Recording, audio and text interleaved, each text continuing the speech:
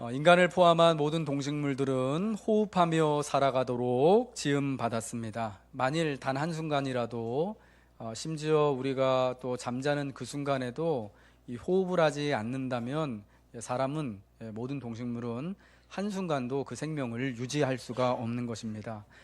그래서 성경은 인간의 호흡이 바로 이 코에 있다. 이 코에서 숨쉬는 그 호흡이 끊어지면 생도 마감되게 되는 거다, 끝나게 되는 거다 라고 말하면서 우리의 삶에 있어서 호흡이 얼마나 중요한지를 또 말씀을 해주고 있습니다. 이렇듯 중요한 호흡은요, 두 가지 단계로 구성되어져 있습니다. 들이마시는과 그리고 내쉼으로 구성되어져 있습니다. 우리의 마음, 이 속 깊이까지 이 공기중에 있는 산소와 모든 필요한 것들이 이렇게 크게 들이마시고, 그리고 또 중요한 것은요, 들이마신 만큼의 그 양의 공기를 우리 안에서 또한 이산화탄소로 바꿔서 밖으로 똑같이 내뿜어야만 그게 한 호흡이 완성이 되어지고, 그러면서 우리가 산다라는 겁니다. 호흡을 그냥 다 들이마시기만 하고 내쉬지 않으면은요, 이게 온전한 호흡, 건강한 호흡이 되지 않는 겁니다. 또한 반대로 또 들이마신 건 없는데 내쉬기만 한다면 또한 사람은 살아갈 수가 없는 거죠. 우리 믿는 자들에게 있어서 하나님의 은혜는 마치 호흡과 같습니다. 하나님의 돌보심은 우리에게 호흡과 같고 공기와도 같습니다. 우리가 하나님의 은혜를, 또 하나님이 은혜를 주시는 만큼 우리의 삶 깊숙이, 우리의 영혼 깊숙이 충만히 들이마시고, 또한 그와 마찬가지로 하나님이 내게 베풀어 주신 그 은혜만큼을 또한 우리 밖으로 이렇게 또 내뿜는 그러한 영적인 호흡을 꼭 같이 감당해 나가야만 우리의 인생이, 우리의 삶이 하나님 앞에서 건강하게 살아갈 수가 있게 되는 겁니다. 들이마시기는 하는데 내보내는 것이 없으면 호흡에 큰 문제가 생겨서 우리 생명에 큰 지장을 초래하게 되는 것이죠.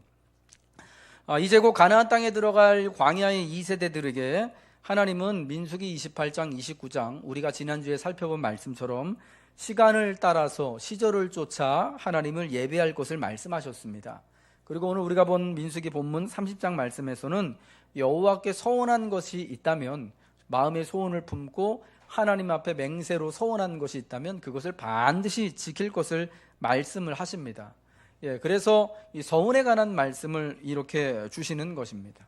이것은 은혜를 유업으로 받은 하나님의 자녀들이 이제 들어갈 가나안 땅에서 하나님이 주신 자유를 가지고 땅을 유업으로 받아 거기서 건강하고 바른 삶, 완전한 삶을 영위하도록 하나님께서 이렇듯 이렇게 시절을 따라 예배하라고도 말씀하시고, 그리고 하나님이 주신 소원을 따라 하나님 앞에 서원을 품고 이행하라고도 말씀하시는 것입니다.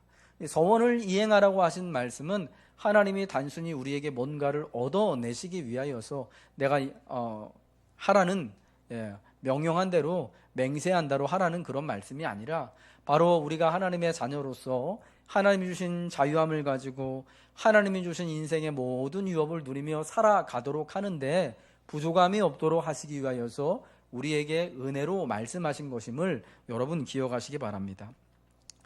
이 서원에 관한 말씀을 우리가 함께 나누면서 먼저 저는 우리가 꼭 이해해야 되는 것 중에 하나가 서원은 거래가 아니다라는 겁니다. 우리 한번 따라하겠습니다. 서원은 하나님과의 거래가 아닙니다. 거래가 아니다라는 겁니다. 두꺼봐 헌집 주께 새집 다오. 여러분 옛날에 어렸을 때 놀이터 가서 많이 하셨죠? 이렇게 탁 만들어 놓고 두꺼봐 헌집 주께 새집 다오. 요즘 우리 젊은 사람들이 좋아하는 영화 중에 그 마블 시리즈 닥터 스트레인지라는 영화가 있어요. 몇 년 전에 이제 개봉을 했는데 거기 마지막 장면에 굉장히 유명한 대사가 나옵니다. 도루마무 거래를 하러 왔다. 주인공이 죽는데도 계속 살아나요. 그래서 그 도루마무라는 그 앞에서 계속 거래를 하러 왔다고 그럽니다. 이 서원이요, 제가 이 말을 하는 얘기는, 두꺼비 얘기랑 영화의 한 지문, 그 유명한 그 대사 얘기를 하는 이유는 우리가 하나님 앞에 서원을 하는 것이요, 이게 무슨 거래가 아니다라는 겁니다. 하나님, 내가 하나님 앞에 이렇게 하겠습니다 라니까, 내가 하나님 앞에 이렇게 할 테니까 헌집 드릴 테니까 하나님 새 집 주세요. 이런 게 서원이 아니다라는 겁니다. 하나님께 서원을 하는 이유는요, 내게 있는 어떤 부족한 것을 채우기 위해서 내가 정말 열망하고 갈망하는 일이 있는데 이거를 진짜 내 힘으로는 할 수 없으니까 내가 하나님의 힘을 빌려서라도 하겠다라는 것이 서원이 아니다라는 겁니다. 우리가 되게 오해하고 있는 것 중에 하나가 서원이 우리 이제 신앙인들의 최후 마지막 수단으로 삼아서 하나님과 딜하는 걸로 이제 생각하시는 경우들이 많거든요. 예, 내가 이번에 꼭 대학에 들어가면 30구 때 대학에 들어가면 이제 마지막 이제 배수의 진을 치고 이번에 사업을 내가 만약에 이렇게 하나님 잘 되면 옛날에 야고비가 그랬던 것처럼 내가 소득의 11조를 드리고 하나님 집에 다시금 돌아와가지고 이곳을 내가 하나님의 성전 삼아서 하나님 앞에 하나님 예배당도 짓고 뭐 이렇게 하겠습니다. 이게 우리가 생각하는 그런 서원인데 우리가 이제 생각하고 우리가 보통 생각하는 서원은 어떤 전제가 있는 거냐면 내가 뭔가 갈망하고 열망하는 것들이 아직 다 이루어지지 않았음을, 내게 아직 정말 너무 부족한 것들이 많아서 이걸 어떻게 해서든지 하나님의 힘을 빌려서라도 내가 하나님께 진짜 거래를 해서라도 내가 받아내겠다라는 그런 것이 아니다라는 거예요. 여러분, 그것을 우리가 어떻게 알 수 있냐면 우리 지난주에 봤던 민수기 28장과 29장의 말씀, 시절을 따라 하나님을 예배하는 것을 통하여서 알 수가 있는 겁니다. 여러분, 이 말씀 28장과 29장과 30장과 그리고 앞으로 쭉 31장부터의 말씀은요, 뭐냐면 가나안 땅에 들어가서, 그러니까 하나님의 백성으로서 하나님이 허락해 주신 그 유업 안에서 하나님이 주신 자유함을 누리며 살아갈 때 이 백성들이 이렇게 살아야 한다라는 것을 삶의 지침으로 주신 말씀이거든요. 그러니까 이 서원에 관한 말씀이요, 앞에 있는 29장과 30장의 말씀하고 다 연결이 돼서 같이 보고 같이 이해를 해야 돼요. 근데 시절을 따라 하나님을 예배할 때 제가 지난주에 말씀드렸지만 여러분, 하나님 앞에 드리는 예물이 여러분 어떻습니까? 하나님이요, 너희 그러면 이 시절을 따라 내게 예배할 때 아침마다 저녁마다 혹은 초하루에 혹은 안식일마다 그 절기마다 예배할 때 하나님이 예물을 가져와서 예배하라고 그러잖아요. 빈손으로 오지 말라고 하시잖아요. 빈손이 아니라 뭔가를 가지고 와야 돼요. 송아지를 가지고 오든지 양을 데리고 오든지 염소를 데리고 오든지 혹은 형편에 따라서 비둘기를 가져오든지, 그것도 안 되면은 가루라도 가지고 와야 돼요. 고운 가루라도. 근데 여러분, 그게 각각의 형편에 맞는 형편을 따라서 드리지만 그게 여러분 각각의 그 형편에 있는 사람들이, 어떤 사람 부한 사람은 부한 사람에게, 가난한 사람은 가난한 사람에게, 우리처럼 그냥 평범한 사람은 평범한 사람에게, 그게 여러분 그 예물이 다 어떻다고요? 사실은 삶에 부담이 될 만큼의 예물이다라는 거예요. 예. 제가 그런 얘기 드렸잖아요. 하나님이 뭐 이런 절기 때마다 이렇게 예물을 드리라고 하는데 그게 물론 이제 공동체가 함께 예물을 드리는 것도 있지만 개개인이 하나님 앞에 화목제와 감사제로 드리는 것도 있는데 어떤 사람은 송아지를 드리고 염소를 드리고 양을 드리고 해야 되는데 여러분, 이게 사실은 비둘기 한 마리를 드린다고 하더라도 여러분 이게 사실은 부담이 되는 거거든요. 염소가 한 마리에 여러분 얼마나 하겠습니까? 아무리 적게 잡아도 뭐 한 50만 원 정도 하지 않겠습니까? 송아지 한 마리 잡으려고 그러면 여러분 100만 원 넘지 않겠습니까? 정말 적게 잡아서. 저는 뭐 그런 거 전혀 모르지만, 예. 근데 우리 중에 여러분 사실 하나님 앞에 예배 드리면서, 매 주일마다 예배 드리면서 여러분 염소 한 마리 값 드리고 송아지 한 마리 값을 드리고 혹은 비둘기 한 마리 값이라도 이게 적은 거 아니거든요.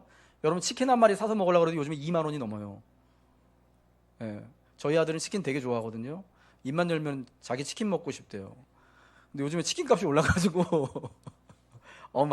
쉽게 살 수가 없는 거예요. 그래서 제가 몇 번은 저기 싼데 이마트나 홈플러스 이런 데 가면은 좀 싸게 팔잖아요. 대신에 가서 가지고 와야 되잖아요. 그래서 이제 몇 번 사다 줬었는데 여러분, 요즘 치킨을 한 마리 먹으려고 해도 22,000원, 23,000원, 25,000원 이렇게 해요.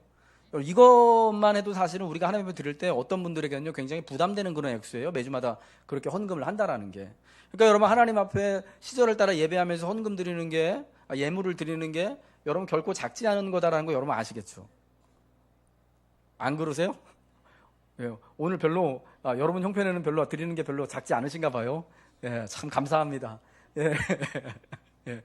예. 근데 하나님이 이러한 예물을, 그런 참 부담되는 예물을 하나님께서 말씀하시는 이유가 뭐냐?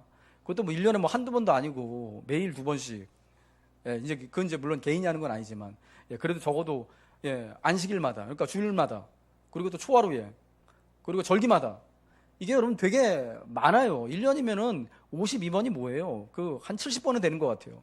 70번은 하나님 앞에 예배 드릴 때 70번 다 그렇게 예물을 드려야 한다고 생각해 보세요. 1년으로 치면은 어마어마한 양이거든요. 근데 하나님이 그러한 예물을 제사 때마다 예배할 때마다 명령하신 이유가 뭐냐? 그만큼 그 예물을 드리고도 괜찮을 만큼 여유가 있을 만큼의 복을 하나님이 주실 것을 전제하고 말씀하시는 거예요. 여러분, 하나님이 우리 코 묻은 돈 뺏어가시는 분이 아니거든요. 예, 내가 이만큼 줄 테니까 너 그 중에서 일부 뭐 양을 형편을 따라서 양을 드리건 염소를 드리건 송아지를 드리건 치킨값 비둘기를 드리던 간에 그거 다 여유 있게 할 수 있게 내가 해줄게.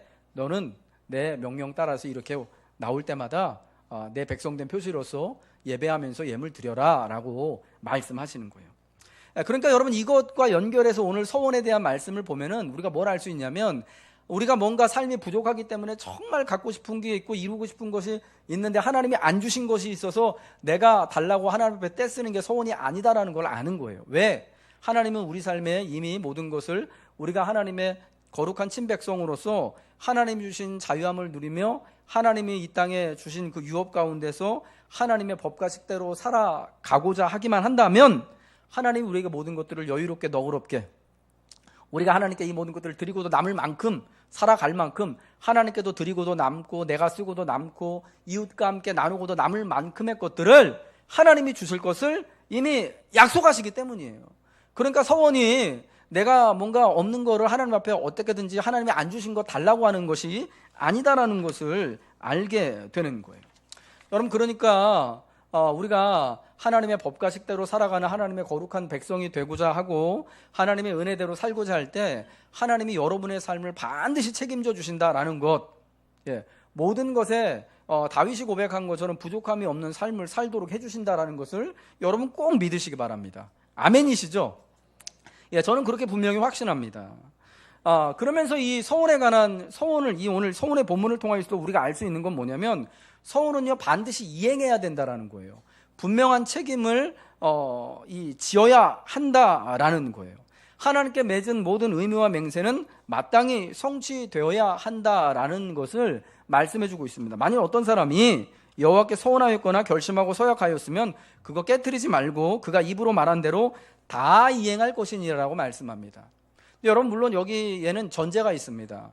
하나님 앞에 서원한 것, 결심하고 서약한 것을 깨트리지 말아야 되는데, 그것은 하나님의 뜻대로 되어진 서원과 결심을 전제로 하고 있는 거예요. 만일 어떤 사람이 하나님의 뜻과는 전혀 거리가 먼, 하나님이 기뻐하시지 않는 방법을 가지고 하나님이 뜻하신 대로 살아가지도 않으면서 그저 하나님께 뭔가를 얻어내기 위해서 억지로 서원을 한다면, 여러분, 그것은 하나님을 사실은 겁박하는 일이고 협박하는 일이 되어져서 그 서원은 서원이 아니게 되는 거예요.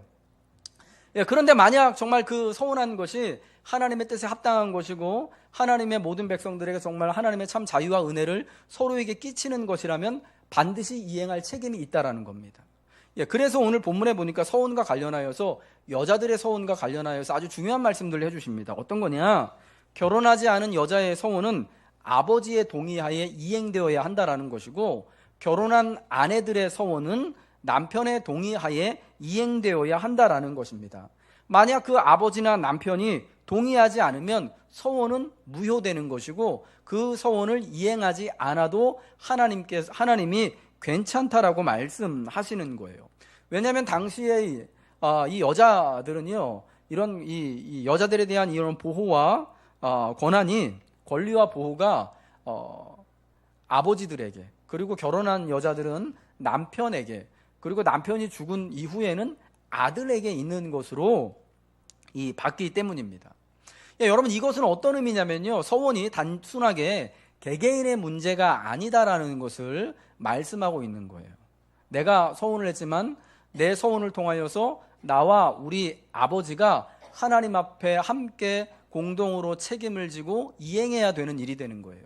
내가 서원을 했지만 나와 내 남편이 하나님 앞에 함께 공동으로 책임을 지고 이행해야 되는 일이 되는 거예요.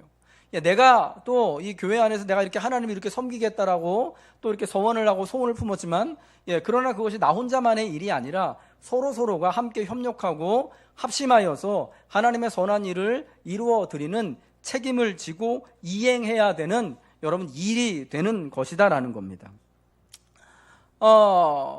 이게 그래서요, 소원은 항상 공동체적인 그런 책임과 이행을 촉구한다라는 것을 오늘 우리가 이 결혼한 아내와 결혼하지 않은 딸들에 대하여서 이 서원을 하나님이 어떻게 행하고 이행하고 하나님이 어떻게 받으시는가를 통하여서 우리에게 말씀해 주고 있는 것입니다.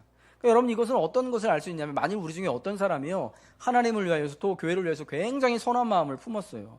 이런 일을 하면 하나님 너무 좋을 것 같아서 내가 하나님 앞에 이렇게 결심하겠습니다, 결단하겠습니다, 하나님 제가 반드시 이렇게 하겠습니다라고 하는 게, 여러분, 그 한 사람만이 잘해가지고 되는 것이 아니라, 특별히 우리 가정이나 교회 안에서나 우리 사회 안에서 같이 그 소원을 누군가 같이 책임져 줘야 될 사람들이 분명히 있어야 한다는 거예요.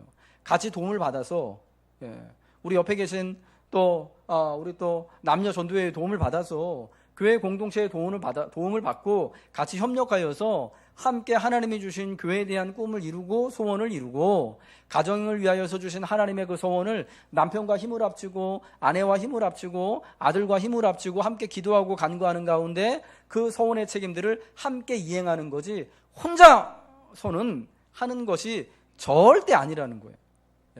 우리의 대부분의 인생의 소원들과 사모하는 것들은요, 스스로의 힘만으로는 사실은 감당하기가 벅찬 것들이 참 많이 있습니다. 여러분, 그래서 하나님은 이 소원이 비록 한 사람을 통하여서 주신 소원이지만, 그리고 그 다짐이지만, 그 소원이 그 한 사람으로만 그칠 것이 아니라 그가 속해 있는 그의 가족들, 그가 속해 있는 교회와 교회 공동체와 이웃들과 함께 힘을 합쳐서 함께 그 꿈을, 그 소원을 이루어 갈 것을 우리에게 촉구하시고 결단해 주시는 거예요. 왜냐하면 여러분, 이 소원까지도 우리가 하나님 앞에 뭘 이렇게 하겠습니다라고 말하는 것이라서 내가 하나님께 드리는 것 같지만, 그러나 여러분, 이것은 우리의 삶의 축복을 위하여서 하나님이 주신 또한 또 하나의 은혜의 방편이거든요. 아멘이시죠, 여러분? 여러분, 그렇기 때문에 우리가 하나님의 은혜를 우리가 같이 행함으로써 같이 그 은혜에 참여하고 같이 그 은혜를 만끽할 수 있어야 한다라는 것입니다. 하나님의 은혜에 반응하는 것이 예배이고 하나님 앞에 소원을 품고 소원하여서 맹세하는 것이다라면은, 그 은혜에 반응하는 것은 혼자만이 해서는 안 되는 일이라, 그 사람이 모든 가족들이, 이 아버지와 딸이 함께, 남편과 아내가 함께, 그리고 그 모든 이 교우들이 함께 행하면서 주의 이 은혜의 일들을 감당하게 되는 것입니다. 그럼 여러분, 이제 2018년도를 마무리하고 2019년도 새해를 이제 앞두고 있는, 이제 곧 있으면 성탄, 그리고 이제 새밑이 되어지는 이때, 여러분, 하나님에 대하여서 특별히 하나님 주시는 어떤 소원과 사모함이 있으십니까? 여러분, 그 사모함이 특별히 이 사모함을 통하여서 내가 정말 하나님의 영광도 드러내고 하나님의 은혜와 유익도 드러내겠다라고 결심하시는, 여러분, 그 결심을 여러분 혼자 짊어지지 마시고요, 여러분 같이 옆에 계신 분들과 함께 같이 예배드리는 우리 교우분들과 그리고 여러분의 목사된 저와 함께 기도하며 함께 수고해 나가며 같이 이루어 가시기를 부탁드립니다. 이제 성경에 나타난 이 서원의 예시들 두 가지를 말씀드리고 싶습니다. 하나는 잘못된 서원의 예고요, 하나는 정말 하나님이 기뻐 받으실 만한 그런 서원의 예였습니다. 이 잘못된 서원의 예는요, 사사기 11장에 나오는 사사 기드온의 서원입니다.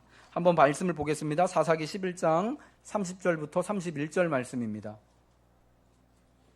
읽겠습니다. 시작. 그가 여호와께 서원하여 이르되, 주께서 과연 암몬 자손을 내 손에 넘겨주시면 암몬 자손에게서 평안이 돌아올 때에 누구든지 내 집 문에서 나와서 나를 영접하는 그는 여호와께 돌릴 것이니 내가 그를 번제물로 드리겠나이다 아니라. 아멘. 사사 입다가 하나님께 드린 서원의 내용이었습니다. 사사 입다가요, 암몬 자손과의 싸움에서, 그 당시 이스라엘을 괴롭히는 암몬 자손과의 싸움에 대표 사령관으로 출전을 하게 됐습니다. 에브라임 지파의 장로들이 같은 지파의 형제인 입다를 찾아와서 우리를 대신하여서 장관이 돼서 이끌어 달라고 부탁을 합니다. 그래서 그 부탁을 받고 입다가 에브라임 사람들의 이제 전쟁하는데 우두머리가 돼서 암몬 사람과 싸워야 됩니다. 그런데 입다가 아직 하나님의 말씀을 받지를 못했어요. 우리가 사사기 말씀을 보면은 사사들이 세워질 때 하나님이 직접 그를 부르신다든지 혹은 주의 천사들을 통하여서 그를 부르십니다. 그래서 사사로 임명받아요. 삼손은 뱃속에서 이제 하나님의 부르심을 받았죠. 나시린으로. 그리고 여러분이 아는 기드온, 사사 기드온은 하나님의 천사가 그에게 한밤중에 나타나지 않습니까? 몰래 찾아가고 있을 때.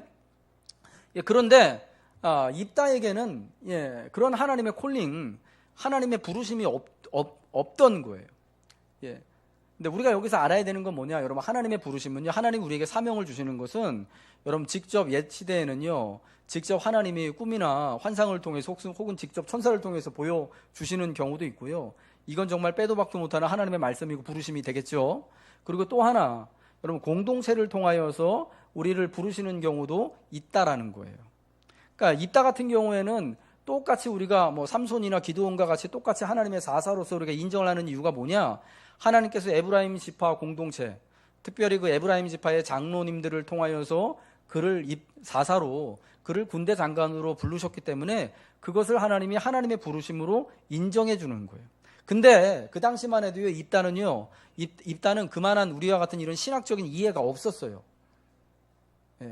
그래서 내가 이 사사가 돼서 저 무서운 암몬 사람들과의 싸움에 나가야 되는데 아직 하나님의 부르심이 없잖아요.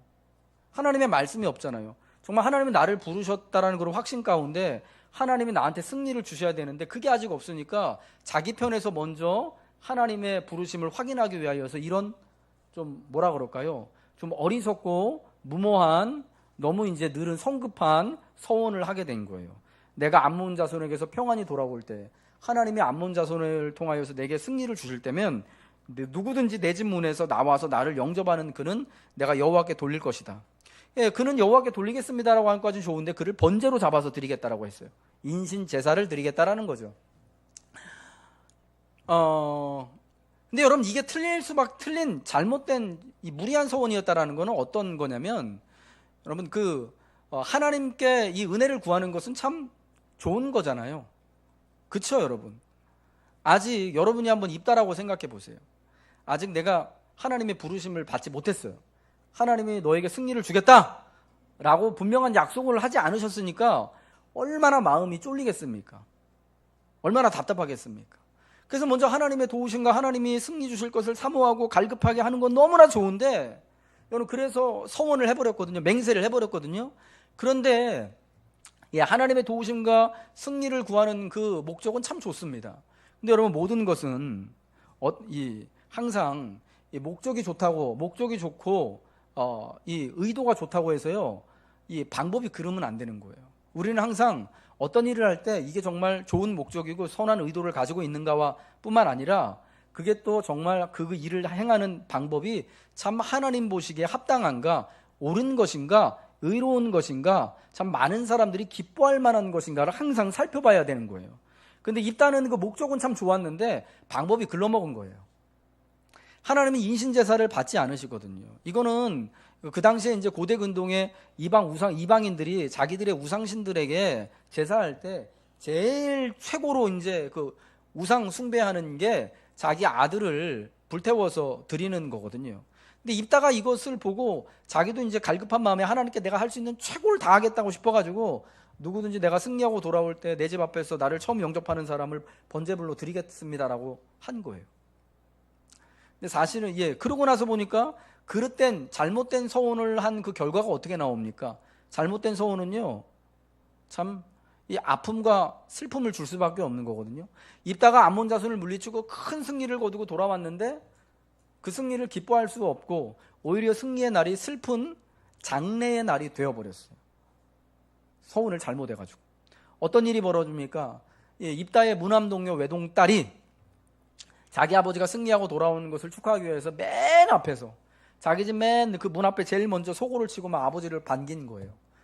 입다는요, 아마 설마 내가 돌아올 때 여느 때처럼 나를 제일 먼저 반기는 사람이 우리 집 하인 놈들 중에 하나라고 생각했을 거예요, 분명히.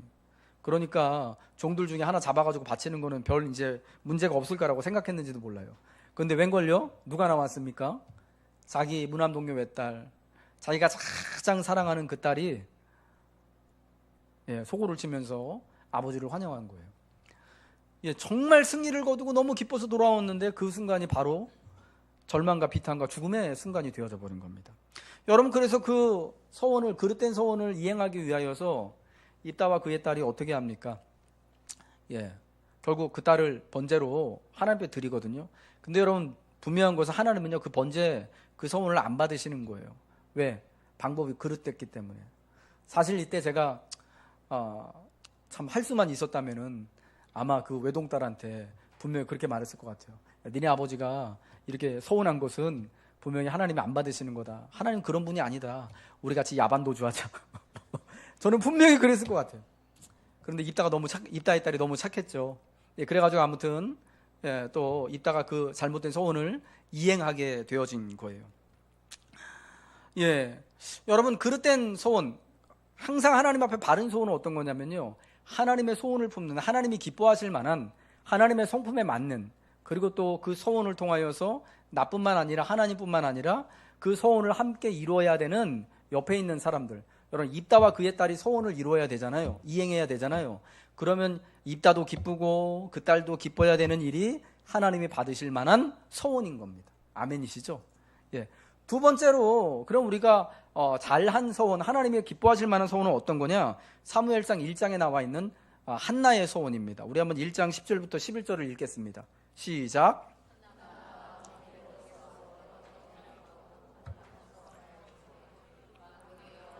만일 주의 여종의 고통을 돌보시고 나를 기억하사 주의 여종을 잊지 아니하시고 주의 여종에게 아들을 주시면 내가 그의 평생에 그를 여호와께 드리고 삭도를 그의 머리에 대지 아니하겠나이다. 여러분 보세요. 입다나 한나나 똑같이 자식을 하나님께 드리겠다고 했습니다. 한 사람은 딸을 드렸고요. 뭐 딸 드리겠다고 한 건 아니지만 아무튼 결론적으로 또 한 사람은 아들을 드리겠다고 했습니다. 근데 여러분, 왜 한 사람의 소원을 하나님께서 기뻐하시고 한 사람의 소원을 왜 이렇게 그릇된 잘못된 거다라고 하십니까? 방법이 틀린 거죠. 근데 한나가요, 무자였던 여인이에요. 결혼했는데 남편과 사이에 아이가 없었잖아요. 그래서 자기가 아이가 없는 것 때문에 굉장히 큰 수치와 굉장한 괴로움을 당하고 있었습니다. 남편이 아무리 그녀를 사랑해줘도 아이가 없는 그것을 어떻게 메꿀 수가 없었던 거예요. 그리고 더군다나 자기 남편의 또 다른 아내인 브닌나가 항상 이 아이 없는 한나를 괴롭혔잖아요. 그래서 한나는 어느 날 이제 하나님 앞에 올라가서 실로 성막에 있는 그 실로에서 하나님 앞에 엎드려서 간절히 눈물을 흘리며 기도하는 거예요. 뭘 기도했을까요? 하나님, 저 아이가 없어서 너무 슬퍼요. 저를 구원해 주세요. 아이를 주세요라고 간절히 기도했겠죠. 그런데 여러분, 웃기지 않습니까? 희한한 게, 아이를 달라고 간절히 기도했던 여자가 그 아이를 주시면 내가 하나님 앞에 그를 평생을 드리겠습니다라고 하는 게, 여러분, 이게 정상적인 겁니까? 하나님 만약에 저에게 하나님, 제가 낳지 못하는 이 아이를 주신다면 우리 남편을 하나님께 드리겠습니다, 이러면 좀 이해가 되는데 그렇잖아요. 하나님 아들을 주시면 내가 아들이 없어서 너무 괴로운데 이 아들을 하나님께 드리겠습니다 하면 이게 뭐예요, 이게? 여러분, 근데 한나가 그렇게 기도한 이유가 있는 거예요.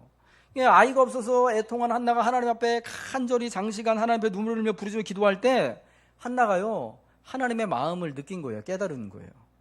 여러분, 한나가 아들이 없기 때문에 괴로움을 당하고 아들이 없기 때문에 구원을 누리지 못하잖아요. 그와 마찬가지로 이 하나님 앞에 기도하는데 하나님도 아들이 없는 거예요. 여러분, 여기서 말하는 아들은 누구냐면은 하나님의 법과 식을 따라서 하나님을 기쁘게 순종하며 받드는 그 백성들을 말하는 거예요. 여러분, 그 사사 시대가 굉장히 암흑의 시대였잖아요. 왜 암흑의 시대냐? 누구든지 하나님 외에 자기가 스스로를 왕이 없어서 자기 소견에 옳은 대로 하는 그런 시대였거든요. 누구든지 하나님을 자기의 왕으로 아버지로 생각하지 않고 살아가던, 지 멋대로 살아가던 시대였단 말이에요. 어두운 시대였어요. 여러분, 그런 시대에 하나님이요, 정말 마음이 아팠던 거예요. 한나와 같이. 한나가 아들이 없어서 마음이 아프고 괴롭고 죽고 싶었던 것처럼, 하나님 뭐 그러시지는 않으셨겠지만 하나님 역시도 자녀가 없기 때문에 하나님의 뜻을 쫓아서 하나님만을 기뻐하며 살아갈 하나님의 자녀들, 하나님의 자녀된 백성들이 아무도 없기 때문에 하나님도 너무 마음이 아프시다는 걸 아는 거예요. 그러니까 한나가 자기나 하나님이나 이 아픈 마음이 있다는 것을 기도하면서 깨닫게 된 거예요. 그러면서 어떤 마음이 드냐? 하나님 저에게 아들 주시면 제가 이 아들 하나님도 아들이 없으시잖아요. 제가 하나님께 드릴게요 라고 서원하게 된 거예요. 여러분, 이것이 여러분 하나님의 마음을 너무 기쁘게 한 소원, 하나님의 마음을 깨닫고 하나님의 마음을 느끼고 하나님을 위하여서 드린 소원이 됐기 때문에 하나님이 그 소원을 기쁘게 받아주신 거예요. 여러분, 진실된 소원은 어떤 거냐? 내 욕심에서 나는 것이 아니에요. 내 두려움에서 나는 것이 아니에요. 나 저 안몬 사람하고 싸우다가 진짜 나 죽을 수도 있는데 아직 하나님 말씀도 안 하셨는데 너무 힘들다, 이런 데서 오는 게 아니에요. 내 어떤 결핍에서 오는 게 아닙니다. 단지 내가 하나님께 뭔가를 얻어내기 위해서 무리수를 던지는 게 아니라 하나님의 마음을 느끼고 깨달아 그 하나님을 위해서 내 마음의 소원을 하나님을 위해 품는 거예요. 하나님 자신만을 소원 삼는 것이 여러분 진짜 하나님이 말씀하시는 서원이라는 거예요. 반드시 지켜 행하라는 그 서원이 바로 하나님 자신이다라는 겁니다. 여러분, 우리가 진정 서원해야 하는 것은 무엇이겠습니까? 오직 그리스도인 줄 믿으시기 바랍니다. 우리가 마음에 품고 간절히 간구해야 될 소망은 뭐냐? 여러분, 땅도 아니고요, 집도 아니고요, 돈도 아니고 사람도 아니고 자녀가 잘 되는 것도 아니고 오직 그리스도 예수가 되어야 한다라는 거예요. 여러분, 시편 62편의 말씀을 우리 같이 한번 찾아서 읽겠습니다. 시편 62편, 이거는 자막이 안 나옵니다. 여러분 찾으셔야 됩니다. 시편 62편 1절과 2절 한번 읽겠습니다. 찾으셨나요? 읽겠습니다. 시작. 나의 영혼이 잠잠히 하나님만 바라며 나의 구원이 그에게서 나오는도다. 오직 그만이 나의 반석이시오 나의 구원이시오 나의 요새이시니 내가 크게 흔들리지 아니하리로다. 5절부터 7절도 읽겠습니다. 시작. 나의 영혼아 잠잠히 하나님만 바라라. 물은 나의 소망이 그로부터 나오는도다. 오직 그만이 나의 반석이시오 나의 구원이시오 나의 요새이시니 내가 흔들리지 아니하리로다. 나의 구원과 영광이 하나님께 있으며 내 힘의 반석과 피난처도 하나님께 있도다. 아멘. 나의 영혼이 잠잠히 나는 하나님만 바라겠습니다. 내 인생에 있어서의 나의 소원과 내 모든 소망과 희망이 하나님입니다 라고 고백하고 있어요. 이것이 바른 우리의 소원, 바른 우리의 서원이 반드시 우리가 지켜 이행해야 될 우리의 서원이 되어야 한다라는 것입니다. 지난주에 그 3기 신도시 발표가 있었습니다. 저는 사실은 이번 신도시 그 발표하는 거 되게 기대를 하고 있었어요. 몇 개월 동안. 우리 교회가 하남시 감북동에 땅이 있습니다. 800평 조금 모자라게 땅이 있는데 이번 3기 신도시 발표 나기 전에 제일 3기 신도시로 유력한 데가 광명시하고 하남 감북동이었어요. 그래서 다 아마 저기가 될 거다라고도 이렇게 예상을 하고 있었고, 저도 그 땅이 이제 신도시 이제 발표가 나면은 우리 교회 너무 좋아지겠다 싶은 이제 그런 생각이 들었어요. 진짜 좋겠다. 그리고 막 되게 막 그날을 기다렸습니다. 11시에 발표를 한대요. 근데 그날 제가 되게 바빴거든요. 교회 일도 되게 많았고 노예 일 때문에 막 여기저기 막 돌아다니느라고 막 정신이 하나도 없었는데 그 정신 없는 와중에서 발표가 났어요. 그러면서 이제 하남이 들어갔다는 거예요. 이야 진짜? 그리고 이제 나중에 보니까 우리 교회 땅인 감북동이 아니고 김영길 장로님 사실은 그 입구 그 충궁동 이쪽에 교산지구가 들어간 거예요. 너무 실망이 확 되더라고요. 아침만 해도 진짜 이제 이거 발표 나면은 교회 땅 이제 3기 신도시 되면은 거기 뭐 한 14,000세대 들어오고 저기 가밀지구까지 해가지고 한 3만 세대 있는데 들어가면은 교회 땅값도 올라가고 너무너무 좋겠다 막 이런 막 부푼 기대를 가지고 있었는데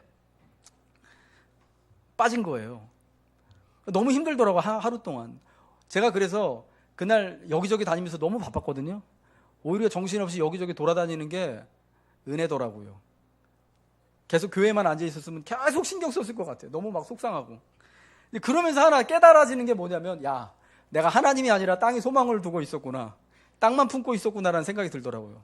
물론 그거 우리 땅이고 남의 땅 아니고 하나님이 우리 교회 정말 은혜로 진짜 너무 우리 원로 목사님 힘들게 목양하실 때 정말 선물과 같이 주신 거예요. 우리가 그걸 또 잘 또 활용을 하고 가꾸고 하나님의 뜻대로 잘 사용을 해야 되는데, 제가 한 9월부터 이때까지 한 3달 동안 너무 땅에 대해만 소망을 품고 있었던 거예요. 사실 솔직히 하나님 앞에 회개했습니다. 하나님, 제가 사실은 하나님께만 소망을 둬야 되는데 땅한테만 소망을 둬가지고 이 모양 이 꼴이 났네요. 그래서 하나님 죄송합니다. 이제 저거 진짜 땅의 소망이 아니라 하나님한테만 소망 품고 사는 목사가 될게요, 성도가 될게요 라고 그렇게 다 회개를 했어요. 여러분, 왜 우리가요 하나님께만 소망을 둬야 되는지 아십니까?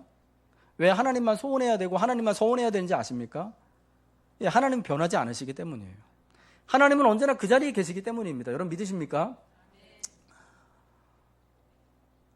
예, 땅은요 변해요. 신도시 후보지가 됐다가요 안 될 수도 있어요. 이번에 이렇게 뭐 들어갔다가 또 나중에 또 바뀔 수도 있는 거고요. 땅이나 사람이나 여러분 이 땅에 우리가 좋아하는 것들은요 여러분 시간 지나면 변합니다. 예. 권력도 변하고 정치 지형도 변하고 여러분 세상에 뭐 나라들도 변하고 다 없어지고 사라지고 다른 사람이 그 자리를 차지하고 여러분 이렇게 되는 거예요. 근데 만약 여러분 우리가 그 변하는 것에 마음을 두고 있으면 그것이 한동안 있는 동안에는 너무나 기쁘고 행복하겠죠. 여러 가지 막 꿈도 꿀 수 있겠죠. 근데 여러분 그게 없어지고 나면요, 그게 어느 날 갑자기 변화해지고 사라지면요, 그럼 우리의 삶도 우리의 소망도 다 같이 사라지는 거예요. 예. 그 땅이 사라질 때요, 그 사람이 사라질 때, 그 돈이 사라지고 물질이 사라질 때, 건강이 사라질 때 내 소망도 다 없어지는 거예요. 여러분 그때 그러면 우리가 어떡하냐고요. 예. 오직 하나님만을 여러분 인생의 서원으로 품으시기 바랍니다. 하나님은 변함없으십니다. 하나님은 영원하십니다. 그렇기 때문에 하나님을 소망으로 삼아 잠잠히 그 하나님만 바라보는 우리들에게 하나님이 언제나 반석이 되어주시고 언제나 우리의 구원이 되어주시고 요새가 되어주실 줄로 믿습니다. 우리의 인생의 소원을 오직 하나님께 두시기 바랍니다. 그리스도 예수께 두어서 하나님으로 말미암아 참 복된 우리의 삶, 늘 소망 있는 삶을 살아가시길 주님의 이름으로 축복합니다.